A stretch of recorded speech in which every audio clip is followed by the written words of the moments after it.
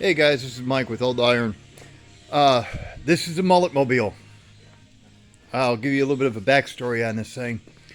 My brother bought it back in, 2008, I'm going to guess. Drove it for about a year. And he was working. He's a few years older than me. But he was driving it back and forth to work, and the alternator went out. So he pulls the alternator to have it rebuilt, and while the alternator was being rebuilt, he blew his back out at work. Had to go through several surgeries and stuff like that. The car just sat in the garage. I kept telling him, I'm like, man, I'll come down for the weekend. We'll get it going. We'll get it going. He's like, I'm not worried about it because with my back now, he goes, I can't get in and out of it anyway. So car sat in the garage for about 12 years. And Southern car, it's clean. There's no rust on it. A little bit of flash surface rust where the sun bleached the paint. But, I mean, nothing. I'll show you that in a second. It's a 90 RS. It's got the little V6 in it. Honestly, I don't know what I'm doing with it. He called me up one day and he's like, we're moving. He's like, I got to get stuff out of the garage. He goes, if you want it, he goes, come and get it. So I have $0.00 into this thing right now. Well, I take that back. I bought an alternator. Alternator was like $53. But I'm going through it, and I put the alternator on, went to start it. I'm not getting any fuel. So I'm guessing the fuel pump in the tank seized up from it sitting so long. Right now I'm going through the fuses and the wiring, because when we pulled this in here, if you look at the mice ate the hell out of it, and this was nothing but a mouse nest. There was a mouse nest in the air cleaner. Matter of fact, you can see down there. Right now, I'm just kind of tinkering with it. I've been working on my vehicles, and I just wanted to work on something different, to be honest. So I got done with the Cadillac, and when I pulled it out of the garage, I pulled this in, or pushed it in, and just figured I'd toy with it a little bit. I'm giving it a week. If I can't have this thing running by next weekend, right now it's Sunday. So by next Sunday, if I don't have this thing running, it's going back outside until spring. I've got too many other projects and too many other things I got to do. I can't tie up this bay. So problem is if you have one of these and if you've ever replaced a fuel pump, you know what I'm looking at. You got to drop the rear end. You got to drop the exhaust, and I really don't want to get that deep into this car right now. I mean, like I said, the body's clean. It needs paint. I mean, you can see, like that, and I mean, the clear coat's gone. It goes down. But if you look, besides, I've got a slight dent right here, and then at the fronts, I've got a small dent here, and about the same kind of dent exactly on the passenger side fender. I think I could pull out the headlight buckets and dolly this from the inside and get about probably 90% of it. Hood has no clear coat left on it, or pretty close. And the only rust on the vehicle is right there. And right here, where it looks like something might have been sitting on there when it was in the garage and moisture got to it. It's not really pitted. I mean, not, it didn't affect the metal. We've got the same thing going on here. This is a little heavier through here. It's going to need a little bit of body work, but I mean, that's it. That's the rust, man. Wheel wells, clean as can be. Lower rockers and the back kick panels, they're famous, at least the body style before this, they always rusted out right there. And there, and I've seen a lot up north rust right there too. So the panels are clean. It's straight besides those little, little dinkles here. Which I'm guessing they might have they might have gotten the front end at one time and replaced this, because if you look, it just, a lot of the clear coats off of this, but it just, I don't think that's factory paint from this car. So I'll probably end up repainting it somewhere down the road, especially if I keep it. Well, either way, I'm going to repaint it. And I was going to split it and two-tone it and just leave the bottom. But if you walk around it, and I don't think I can pick it up on the camera, but it's just, it's starting to pop. The clear coat's starting to pop in different areas. And the bumpers need to be reshot anyway, so might as well just shoot the whole thing at once. I'm going to keep it the same color. Jams are in pretty good shape, so I'm not gonna jam out the whole car and and gut it. I'm gonna take the plastics off of it and headlights, taillights, spoiler, stuff like that, and just do a basic body shop paint job. I've got the original rims for it, the RS rims. I'm just gonna put those back on it with the new set tires that are on them. They hold air enough to get it about 15 foot into the garage. But I've got 4 of these.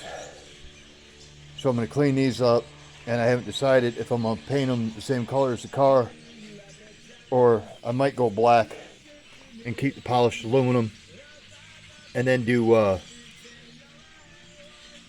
maybe like red lug nuts. I don't know yet. I'm still kicking it around. But you can see I got the carpet pulled up back here. I have not decided on whether I am dropping everything off the ass end of this thing, or if I'm just cutting the access door. And they've actually, I think it's Summit or Jegs, has a kit for this car to where your sending unit's right here underneath this. And with the sending unit, you've got your lines that come out like this. And the damn things actually run all the way down here, and they connect somewhere over here, and you can't get to them. So what a lot of guys are doing, and I'm not sure if I'm doing it or not, is they cut the access panel here, and a lot of them just sheet metal it. I'm actually, if I do decide to do it, I'm getting the reinforced kit, and it has an access door. It has a trim ring, a 2-piece trim ring. So it'll reinforce what I'm cutting out here. So I might go that route, or I might just stick an inline electric fuel pump on it for right now. I'm not looking to restore this car right now. I don't know if I ever will. I might use this daily driver. I might fix it up and flip it. Rust-free 90 Camaro, $0, 0 cents. I grabbed it, You can see how clean the wells are.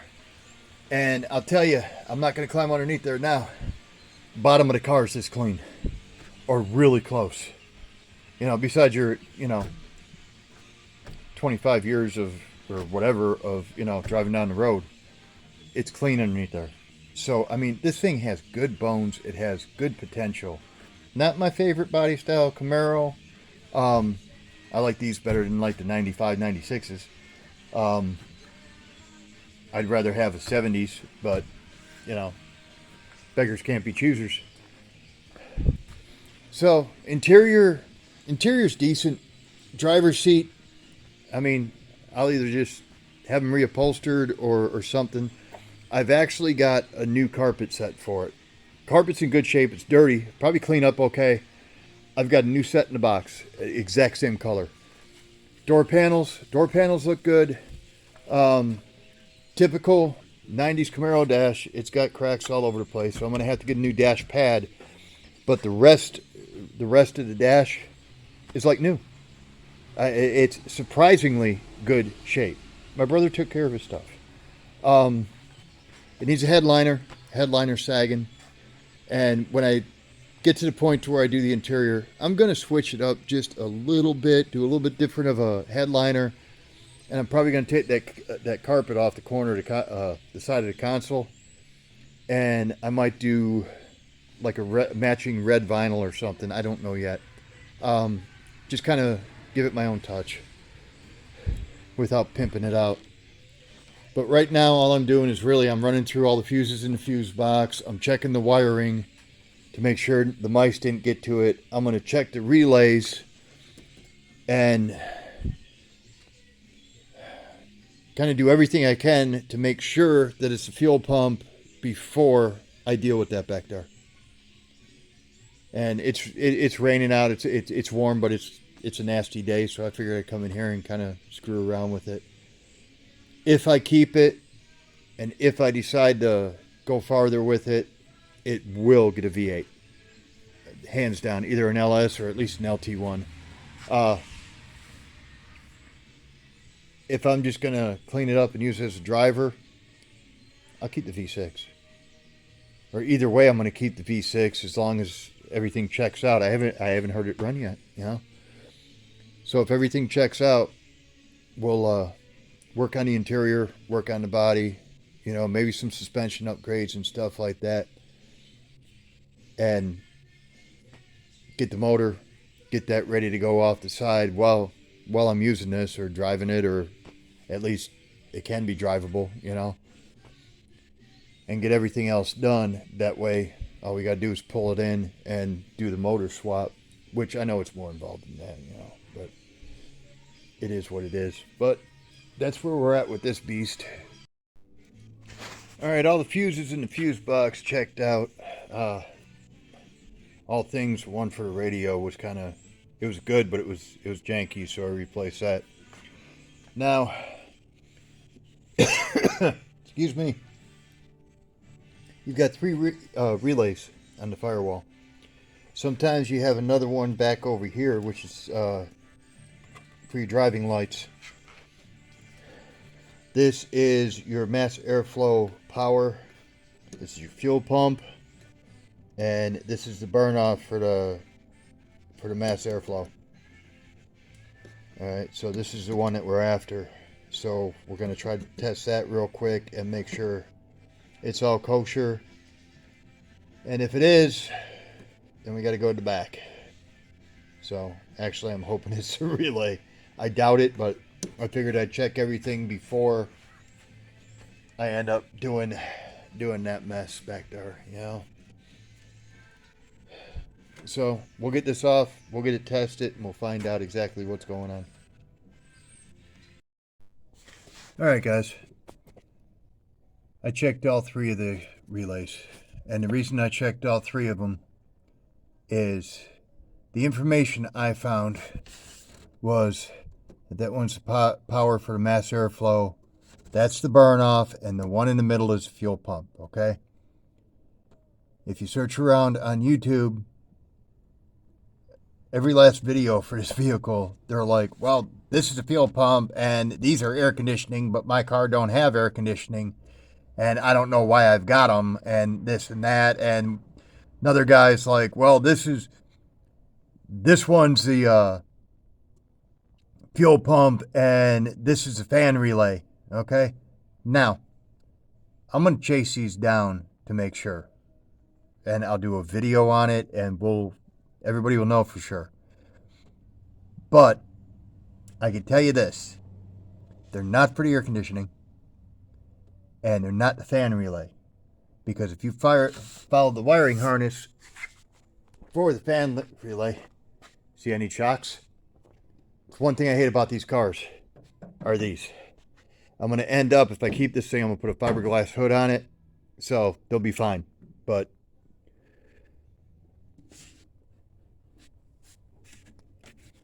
there's your wires for the fan motor, okay? They go this way, they go up here, Then they run this way. They run around here. Okay. And I'm almost willing to bet that that relay right there is probably your fan relay. I'm not 100% sure, but I'm guessing, seeing that everything kind of goes over this way and everything's hidden 7 different ways to Sunday. That's either the relay for the cooling fan or it's the relay for your blower motor. I'm kind of leaning towards the blower motor. All right. But we'll get this chased down. And another video said that this right here, now it's over by, well, on this car, batteries on the driver's side. So you got your vacuum canister and your coolant overflow. It sits right back below it, mounted to the passenger fender. If you pull this clip and pull it out, you got a 20 amp fuse in there. All right. Now, quite honestly, I ain't gonna lie to you. I need to paint a study in God's green earth what that thing's there for. It could be a fuse for the relay. He said it was a fuse for the fuel pump. It could be a fuse for the fuel pump. I don't know. But I tested it anyway. Made sure the fuse was good and made sure I was getting power to that plug. So I am. And all my relays check out. I've got power going to all my relays and all my relays are good. So now we got to see if the fuel pump kicks on, and if it don't, well, that's a totally different video. But that's going to be it for right now. I'm going to mess around with this a little more, and we'll get this video out. I got locked out of my other channel, which is Old Iron Automotive. I have fought with them left and right. They're saying, you know, I told them, I said, look, my account got hacked. I can't get into the email. I tried changing the password. It's showing a phone number that I've never had, or at least the last 2 or 4 digits of the phone number. I can't remember what they show. But never had a number in my life, or nobody in my house has, that has those numbers in it. And they're saying that the account was created on a tablet that I've never owned, or nobody in my house has ever owned. So you think it would be as simple as, you know, I'll send them a picture of my driver's license. They can look at one of the videos and look at the picture on the driver's license and see, hey, that's the guy in the picture. Let's give him access to this account. But no, it's got to be all the corporate BS that you got to deal with. So this is the first video of the new channel. If I get access to the other channel, what I'll do is I'll combine the two and delete one probably. I really don't know at this point. I had about 6-8 videos on my phone ready to download and edit to really blast out the channel when when I do the new channel. I ran over my phone. I've done stupider stuff, but I was working on a Cadillac, and my old phone, I didn't get reception in the back of the garage. So I keep it on the workbench right up there. And my brother called, and I was talking to him. I was out there. Get off the phone with him, and for some reason, instead of setting it on the bench, I set it on the roof of the car. Well, I work on the car. A couple hours later, I decided to take it for a test drive. I'm going down the road. I go to pass somebody because there was a truck hauling garbage, and it was doing like 30 miles an hour. So I whipped around him, and when I did, I heard pa-dum pump, and I'm like, what the heck was that? Come home, finish up the car, never put 2 and 2 together, go in the house, getting ready to go to bed. It was, about 10 o'clock at night, whatever. And looking for my phone so I could put on the charger. I couldn't find my phone. Then it hit me. So I had the tracking on, and we found it about 2 miles down the road, right in the middle of the road, in about 50 freaking pieces. So I had to go out and get a new phone.